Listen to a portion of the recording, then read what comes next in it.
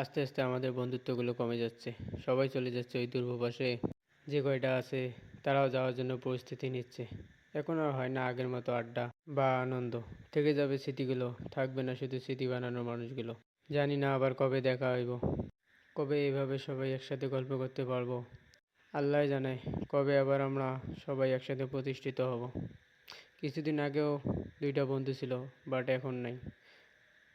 আসলে মধ্যবিত্ত পরিবারের সন্তানদের চিরস্থায়ী কোনো বন্ধু থাকে না।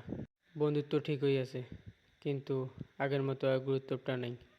কার ওপরে দোষ দেবো? সবারই তো মাথায় সফলতার টেনশন। কেউ ঘর ছাড়ে, আর কেউ বা দেশ ছাড়ে। তারপরও আমি দোয়া করি আল্লাহ যেন আমাদের প্রতিটা বন্ধুত্বের সফলতা খুব তাড়াতাড়ি দান করে। শুনেছি 40 জন আমিন বললে নাকি দোয়া কবুল হয়। হে আল্লাহ, আমাদের বন্ধুত্বের সম্পর্কটা যেন সারা জীবন এইভাবেই টিকিয়ে থাকে, আর আমরা যেন খুব তাড়াতাড়ি সফলতা অর্জন করতে পারি। সবাই আমাদের জন্য দোয়া করবেন। আমিও আপনাদের জন্য দোয়া করব। সবার মনের আশা যেন মহান আল্লাহ পূরণ করে দেয়।